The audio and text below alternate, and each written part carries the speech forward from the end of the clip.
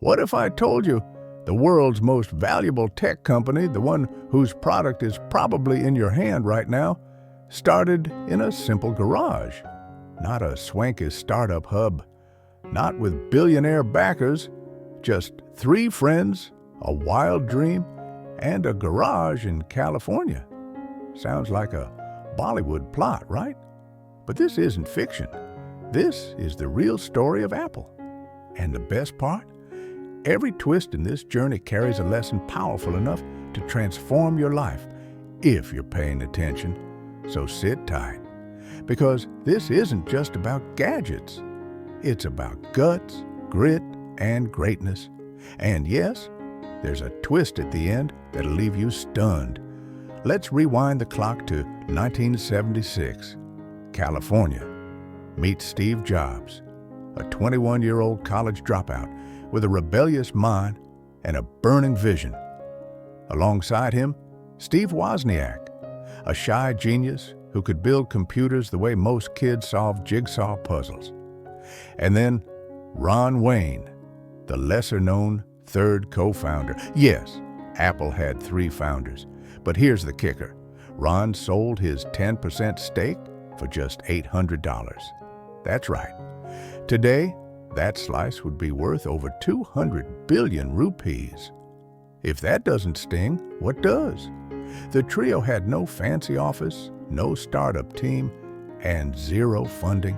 Just a makeshift lab in Jobs' parents' garage and a bold belief that personal computers could change the world.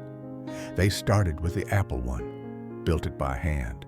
Soldered circuits, coded line by line. To fund it, Jobs sold his Volkswagen van. Wozniak sold his scientific calculator, talk about all in. But building it was only half the battle. Selling it, much tougher. Shops refused, people laughed.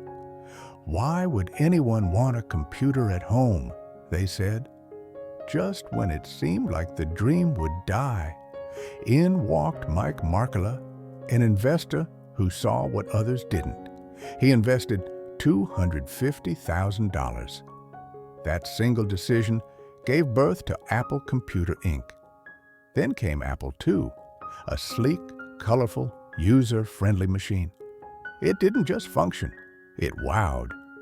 Suddenly, the boys from the garage were tech celebrities. Within just 3 years, Apple had become a multi-million-dollar rocket ship. But success, as always, came with a price. Steve Jobs, though brilliant, was intense, demanding, sometimes arrogant. Internal friction grew, boardroom battles followed, and in 1985, the unimaginable happened. Steve Jobs was fired from the company he himself had created. Pause and imagine that.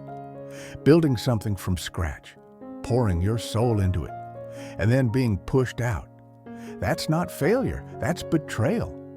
But legends, they don't fold, they evolve. Jobs didn't disappear. He launched a new company. Next, he bought Pixar. Yes, the same Pixar that later gave us Finding Nemo, Toy Story, and The Incredibles. In fact, Toy Story was the world's first ever 3D animated feature film. Another revolution, this time in storytelling. Back at Apple, things weren't going well. Without Jobs, the company floundered. Profits dropped, products flopped, stocks crashed. Apple, once a leader, was now barely surviving. And then, in 1997, something unexpected happened. Steve Jobs was asked to return. And when he did, he didn't just revive Apple, he reinvented it. First came the iMac, sleek, stylish, bold. Then the iPod, 1,000 songs in your pocket. Then iTunes, and then came 2007. In his signature black turtleneck, Jobs stepped onto the stage and said, "Today, we're introducing 3 revolutionary products: a widescreen iPod, a phone, and an internet communicator." Then he smiled and said, "These are not 3 devices. They are one." The iPhone was born. It wasn't just a phone, it was a revolution in your pocket, touchscreen, apps, internet, music, everything in one device. Apple didn't just build a product, it created a new way of life. From a garage startup to global domination, Apple didn't just shape the tech industry, it shaped culture. But more than that, Steve Jobs gave the world something even greater than a device. He gave us belief. Belief that a middle-class dropout with no fancy degree or inheritance could change the world. That's the real legacy. Now here's the real question. What's stopping you? You don't need a billionaire investor. You don't need a tech degree. You just need belief and the courage to begin. Steve Jobs didn't have all the answers. He just took the first step again and again. Your room, your laptop, your garage, that could be the birthplace of the next big thing. So, are you ready to begin? If this story sparks something inside you, like, share, and subscribe to Origin.